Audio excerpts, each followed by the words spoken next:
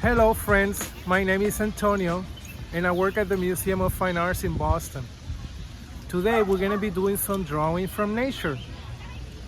I'm going to show you how you can make a simple portfolio where you could keep the papers for when you go out and draw from nature. We're going to be looking at the artwork of John James Audubon. Some of his fine prints of birds the Museum of Fine Arts has in its collection. Here we have, from the Museum of Fine Arts collections, The Birds of America, Plate 42, Orchard Oriole, by John James Audubon. This is a print etching and aquatint, hand-colored in watercolor. This is one page of the collection Birds of America, which Audubon made into a book and contains 435 hand-colored prints of North American birds. It took Audubon 11 years to complete the work and is considered to be the archetype of wildlife illustration. In this print, we see the orchard oriole resting on a honey locust next to their nest made of grass. Can you hear them? How many birds do you see? What are they doing? What colors are they? Audubon shows different colors, and these colors represent the difference from the males and the females, and how their feathers change colors as they grow throughout the year and migrate from the south to the north. Do some birds look older? Do some birds look younger? What else did you see in Audubon's print? You know, Audubon made these prints a little bit over 3 feet by 2 feet. These are very large prints. And the reason is because he wanted to represent the birds in their actual life size and with their natural habitat surroundings. If we were to see this print in person, we will see the oriole on their actual size. Audubon was a master observational artist and paid extreme close attention to the subjects of his drawings. When you go out and draw from nature, make sure to really capture all the details you see. Now, let's see how to create our portfolio where we're going to keep our papers when we go out in nature to draw. So now, we're going to learn how to do a portfolio like this one, where you can keep your artwork and the papers you will use when you draw from nature. Okay?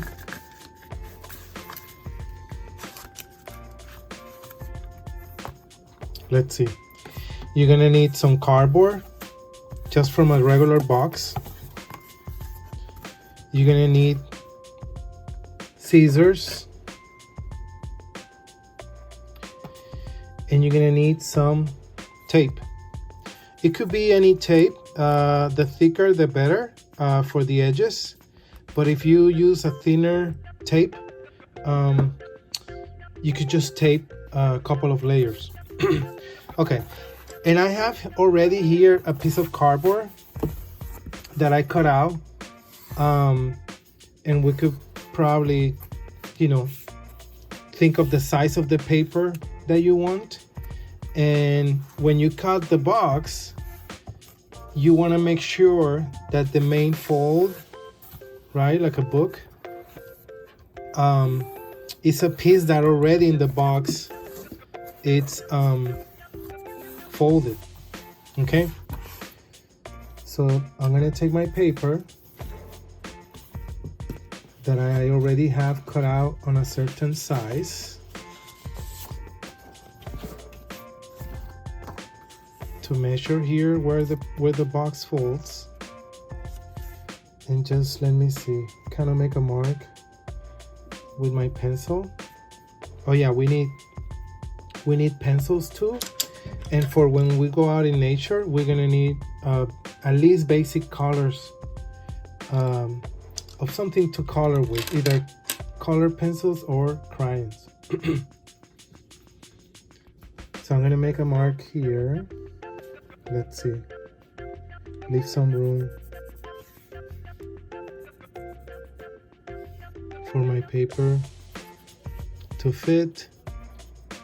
And what I'm gonna do is use the paper itself to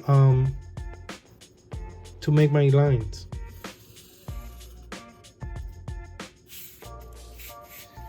When I cut the cardboard, I could use the cardboard, because it's a little stronger, to mark my lines rather than the paper. I'll show you in a moment.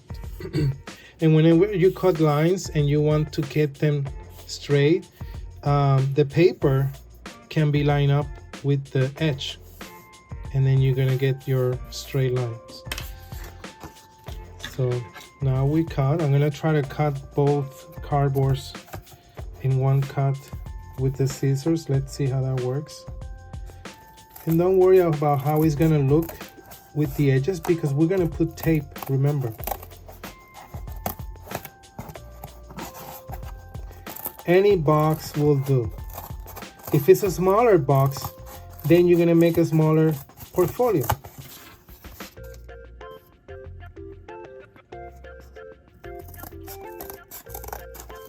If you want your portfolio to be a little bigger, then you make sure you get a little bigger box.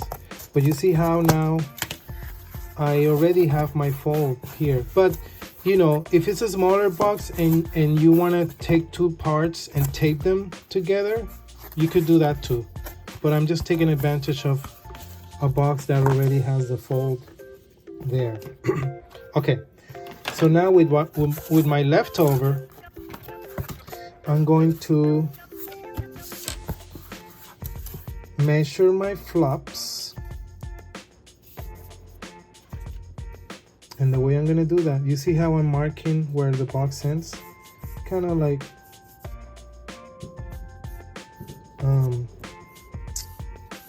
going an angle inside. And I'm doing this with my eye. But you could measure too, you know, you could use any flat surface just like the cardboard to measure. Once you make a mark, let's say I want my flap to stop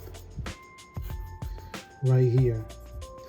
Then to make sure this is the same distance, I'm gonna make my mark and bring it down here to make my mark. You see, and now I'm gonna use this as my ruler to make a straight line. And I know that's where I need to cut. I'm gonna take advantage and do both, just like before. Actually, you know, I don't need to. There's only gonna be one large flap. These two are gonna be the ones that are gonna be double. But for this one, I just need to cut one flap.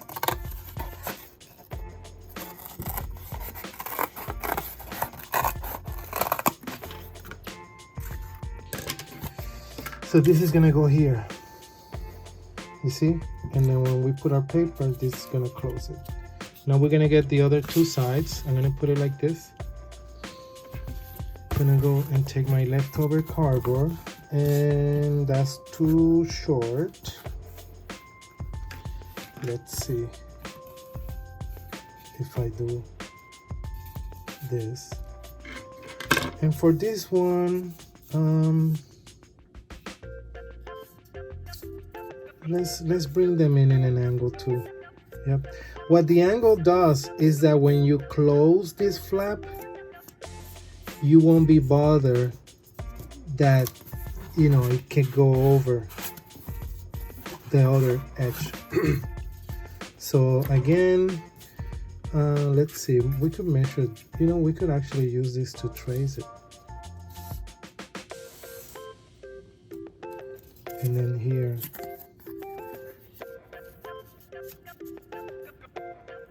So make sure you use your leftover cardboard as if it was a ruler. Now this is where I'm going to take advantage and do two at the same time with my two pieces. So when I cut, I can cut two at the same time. Remember? I'm going to cut a little extra so I have room here.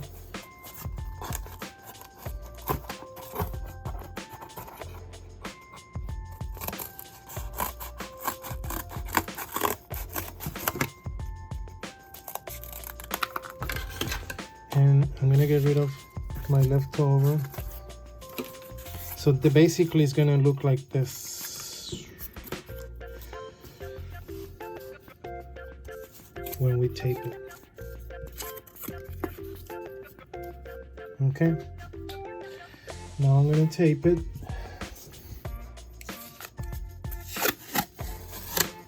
And again, don't worry if you go over with the tape, because we have the scissors. And the way I like to do this is to put my tape down and put my piece halfway through. And then this is key here.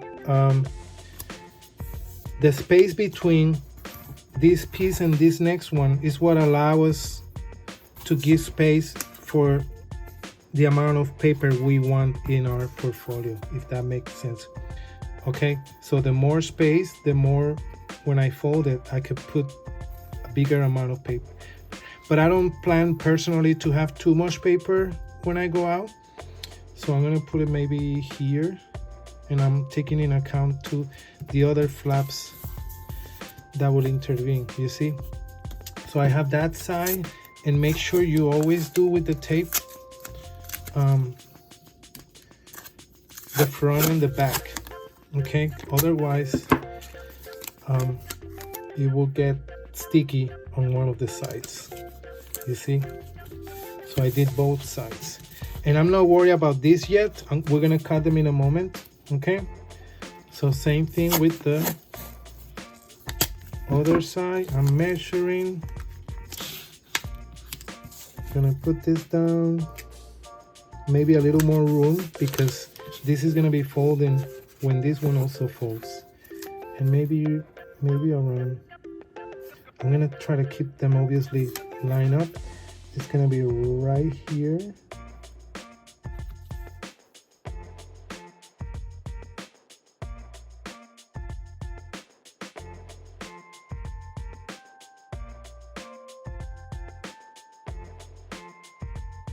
And that's it. This is our basic portfolio, you see. Now I'm gonna cut the excess of the tape and we're basically literally done with our portfolio. I'm gonna give you a few hints of things you can do to decorate it.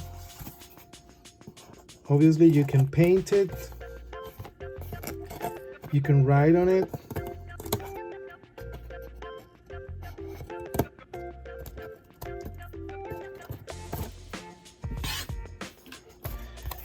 and then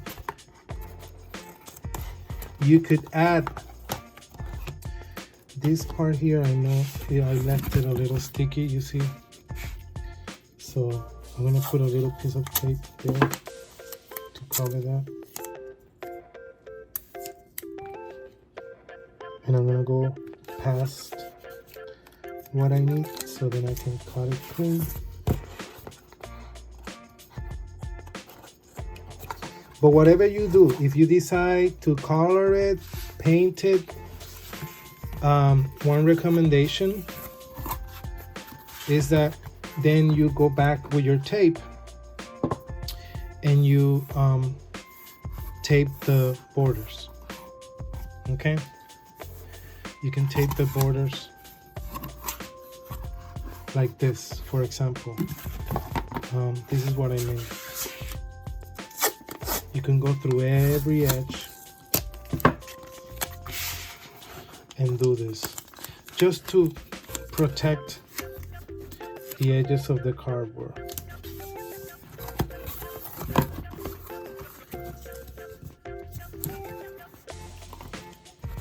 You see?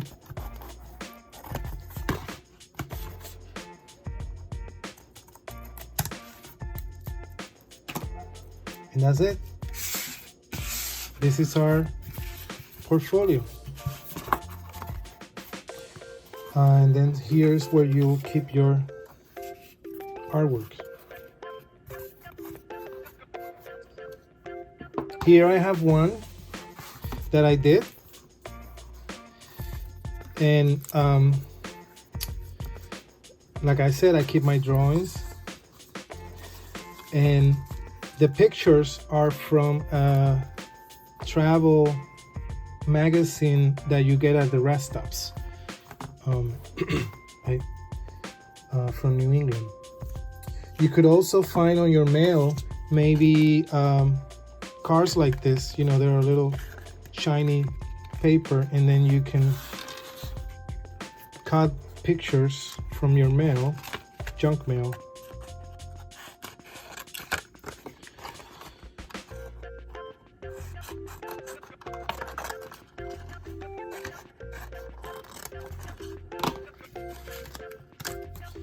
And you can make a collage of pictures, you know, and use your glue.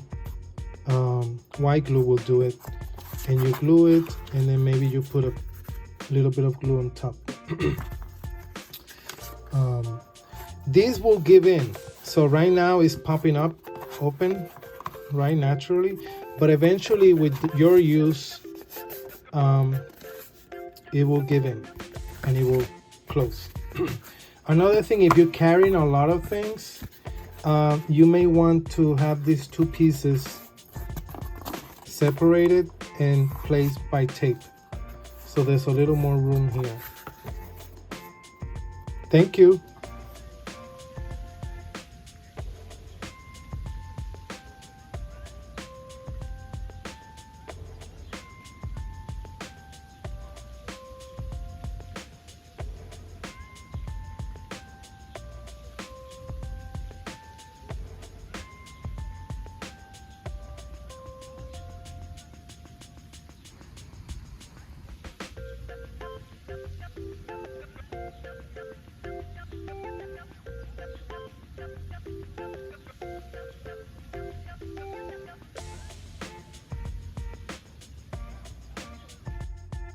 Now, I'm going to show you just a couple of tips when you draw your birds. As you can see here are the drawings that I did of the sparrow when I was outdoors. So let's find a blank sheet. So something to keep in mind when you draw your bird is I made two simple circles. I'm gonna do it this way on this side, right? So there was a small circle, and there was always a larger one next to it, which was the body. So we have one smaller than the other. This will be the head, this will be the body. And then opposite to the head, right? I made a similar triangle shape, kind of like an upside down drop of water. And all you need is your pencil and your eraser. Then I erase my circle right where they meet. And I noticed that the sparrow has kind of like a thicker neck. So I'm gonna go very thick here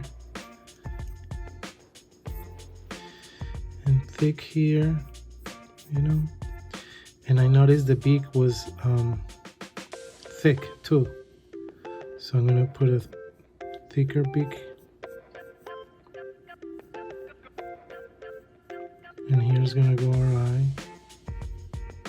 And that's all you need. I'm gonna extend the tail, you know, and I know that the legs may be kind of around here. Obviously, you'll do this from observing in nature, but I just want to make sure you get those two basic shapes of the head and the body. Another thing, if you sharpen your pencil and you don't have your sharpener out in the outside, or you know your pencil is getting unsharpened, you could literally find a rock or a stone that's kind of flat at some point, and just rub the sides of the pencil. And what this will do, it will make the point sharper. You see? And you could that way do some detail. And you can later color your bird. Thank you.